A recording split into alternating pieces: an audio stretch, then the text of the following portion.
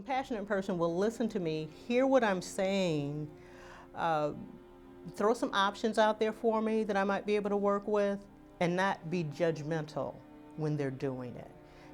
They're going to help me, but not make me feel like I was less than because I needed their help.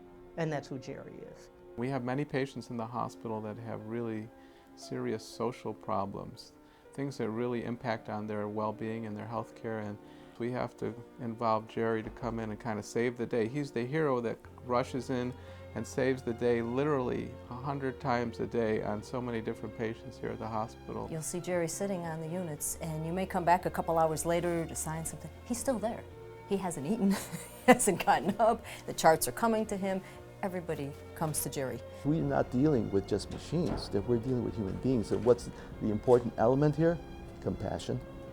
You know, the element and the whole notion of reaching out to a human being and making them feel they're of value, that their situation is of great importance.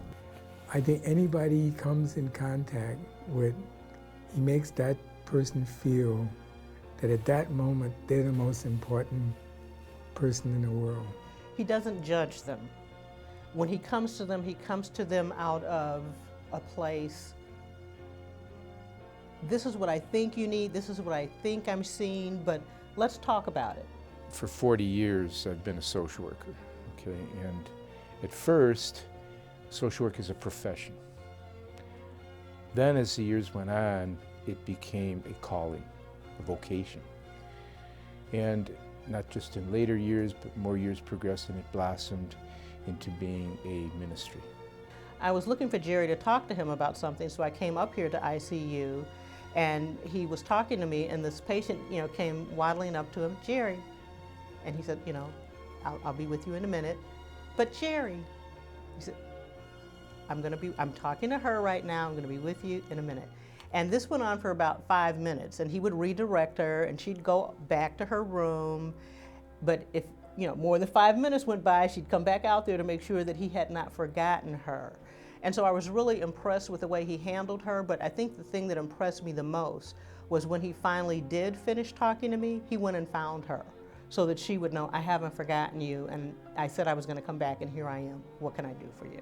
But he doesn't ever complain about people. And that's something that he's definitely instilled in myself, living it and watching him.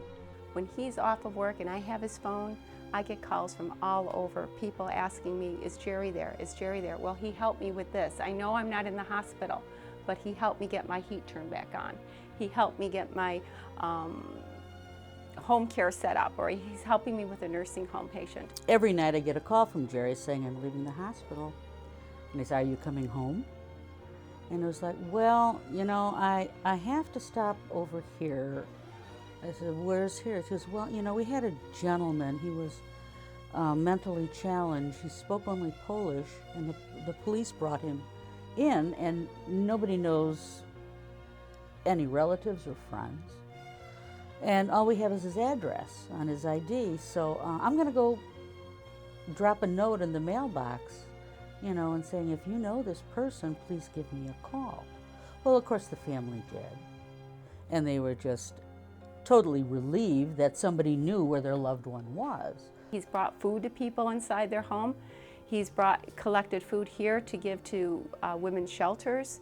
If you ever look into the trunk of his car, you will see clothes, shoes, food, toys. He's always been generous. He's always been caring, and so it's hard for him not to be that way. He just does it, and that's it. It comes and he does it without a question. Compassionate work with people, that's what it is all about, assisting people who are in need, who are in very special times in their life.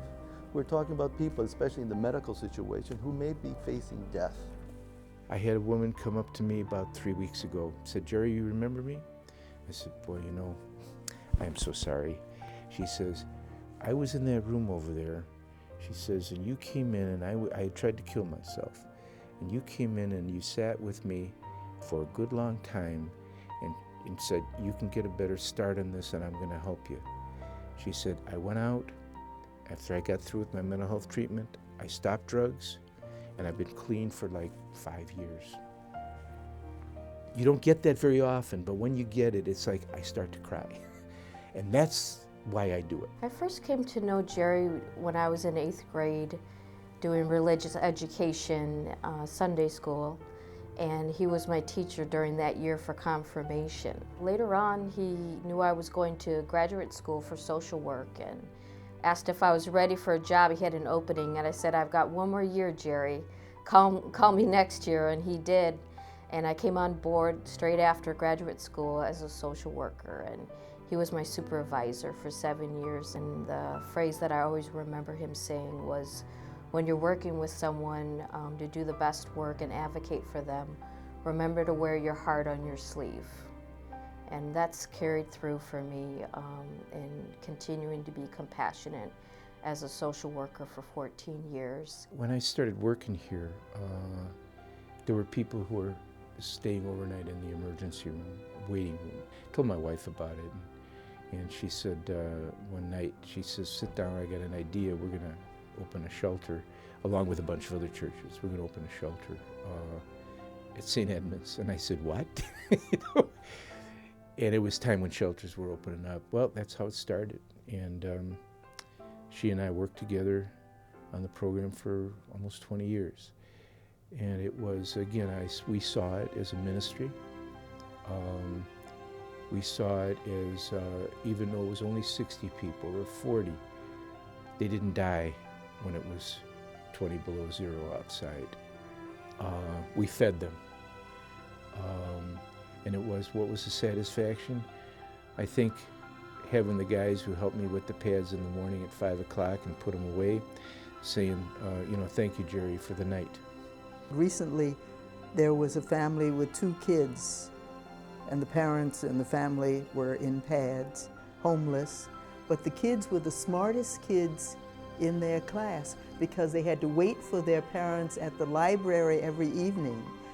Jerry made sure that they had a safe place to wait for the parents to come pick them up and then go to the shelter for that night, because every night it's at a different church in Oak Park.